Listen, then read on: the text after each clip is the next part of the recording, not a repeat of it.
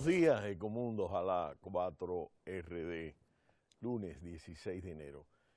En el día de mañana comenzarán los trabajos en el foro de Davos durante 3 días y estaremos atentos a los resultados de esta importante reunión anual donde se dan cita a los principales líderes políticos y empresariales y de relaciones internacionales del mundo, y se van a tratar temas importantes de cooperación internacional, temas relativos a la globalización y a la cooperación internacional relacionados con el crecimiento de la economía global. Hoy vamos a presentar un trabajo sumamente interesante de Tim Hardon y Ben Crichton sobre el tema de la revolución de la tecnología de transporte marítimo como un elemento fundamental del proceso de internacionalización productivo que se ha vivido después de la Segunda Guerra Mundial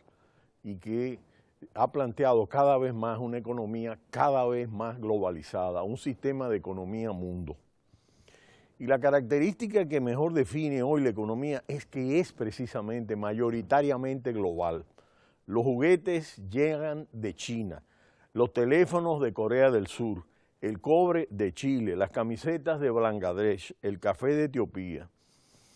Y justamente es este contenedor el que dispara esta globalización. Es uno de los aspectos importantes desde el punto de vista tecnológico. Y este aspecto, se quiera o no, la globalización es el rasgo esencial de la economía moderna y las estadísticas lo respaldan. A principios de la década de 1960, el comercio global de mercancías representaba menos del 20% del Producto Interior Bruto Mundial. Ahora es en torno al 50%, es decir, a la mitad. Aunque no todo el mundo esté contento con esta situación y con sus consecuencias, y en las discusiones sobre el comercio, considerar la globalización como política, incluso como ideología, impulsada por varios acuerdos de libre comercio, conocidos por sus siglas. Pero de acuerdo al enfoque que presenta Mark Levinson, más que los acuerdos de libre comercio, fue la simple invención de una caja de acero corrugado de 2,5 metros de ancho, otro tanto de alto y 12 metros de largo, un sencillo y en apariencia humilde contenedor. Para entender la importancia del contenedor no hay más que imaginar cómo eran los viejos y largos travesías que había con un sistema muy precario de transporte de estas mercancías antes. Por ejemplo, en los años 50, en 1954, por ejemplo, un barco de carga, hace 62 años, uno emblemático como el SS Warrior, transportaba mercancía desde Brooklyn, en New York, a Bremerhaven, en Alemania, y llevaba en total 5.000 toneladas de carga, desde comida hasta artículos del hogar, de cartas a vehículos, un total aproximado, para que ustedes tengan una idea, de 195.000 artículos diferentes.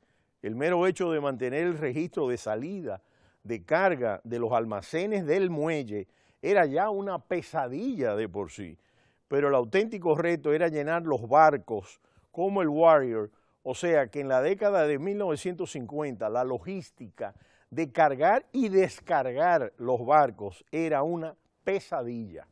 Los estibadores encargados de hacerlo apilaban los barriles de diferentes mercancías y llevaba con una esliga, eso se llevaba con una esliga y se depositaba en la bodega del barco que estaba dentro del barco. Pues para cargar y descargar los barcos era una pesadilla, ¿no?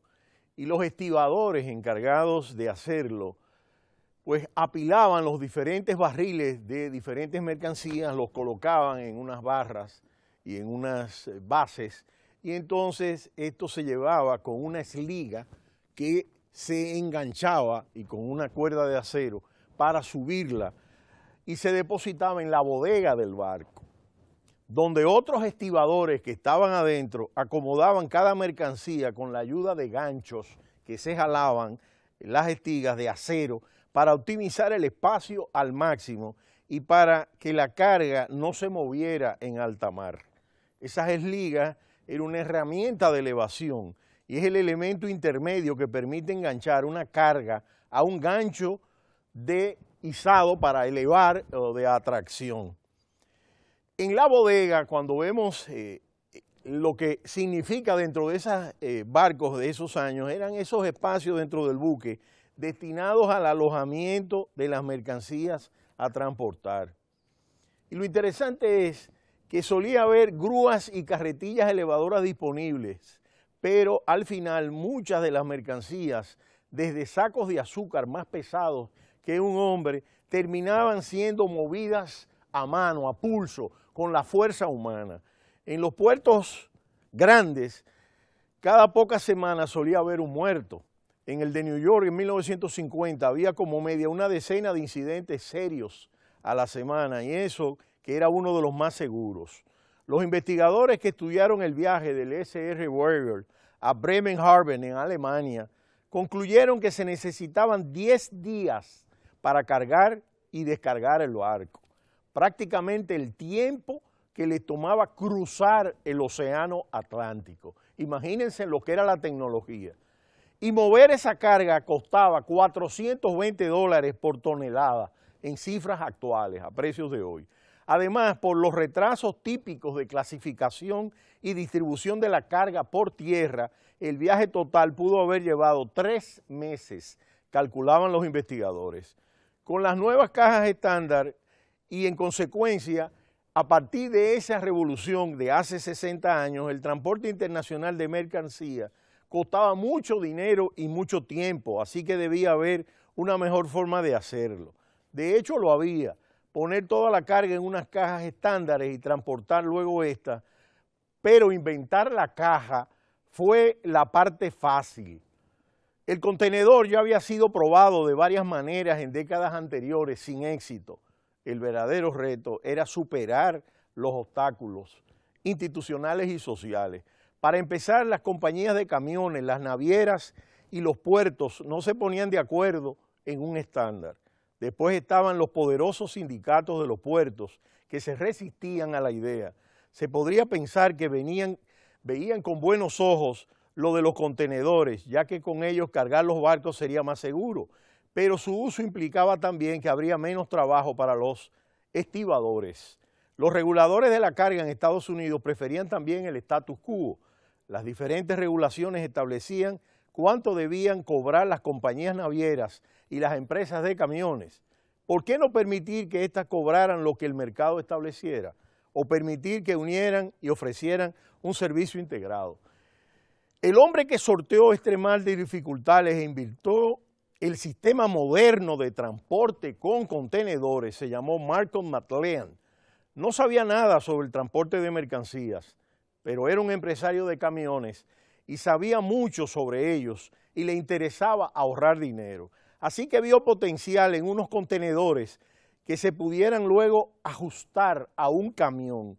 En primer lugar, McLean aprovechó una laguna legal para obtener el control de una compañía naviera y de una empresa de camiones.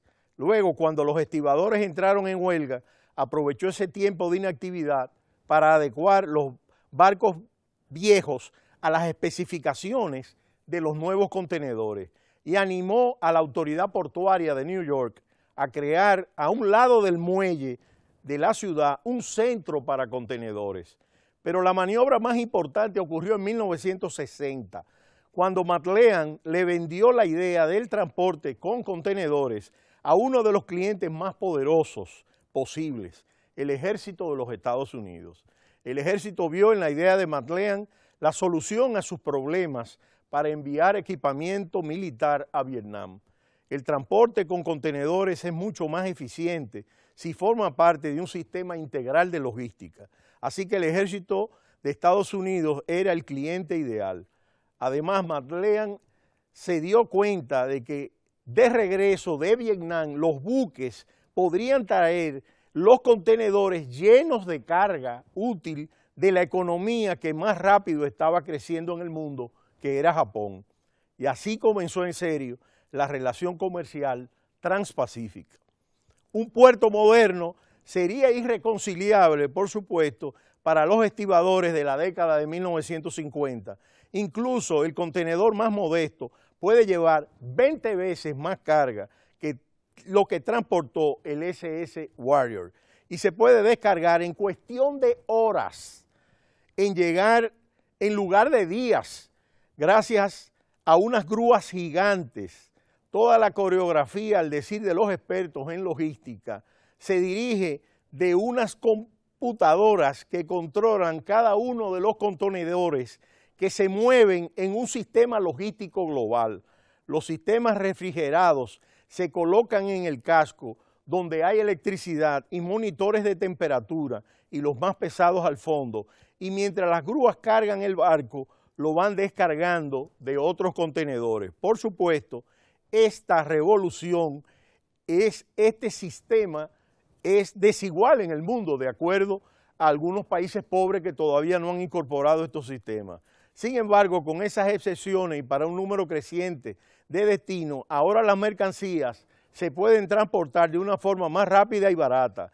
Y en lugar, oigan bien, de $420 por tonelada a dinero actual, a precios actuales, que los clientes pagaban antes de que el SS Warrior en la década de 1950 transportara su mercancía, ahora se pagan $50. Es decir, una diferencia de $370 por tonelada. De hecho, algunos de los economistas que estudian el comercio internacional aseguran con frecuencia que el coste final de ese transporte prácticamente es cero, ¿no? Y es que gran parte esto ocurre gracias a toda esta revolución en las tecnologías en el transporte marítimo.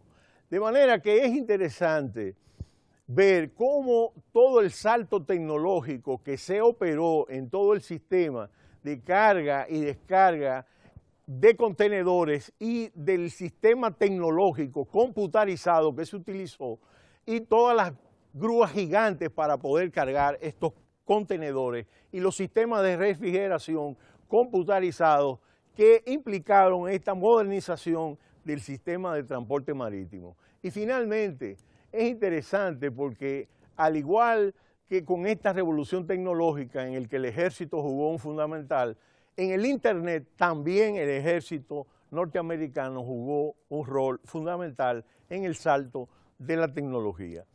Pero será hasta mañana cuando volveremos en Ecomundo, ojalá 4RD, a continuar monitoreando algunos aspectos de este foro de Davos y de la economía global.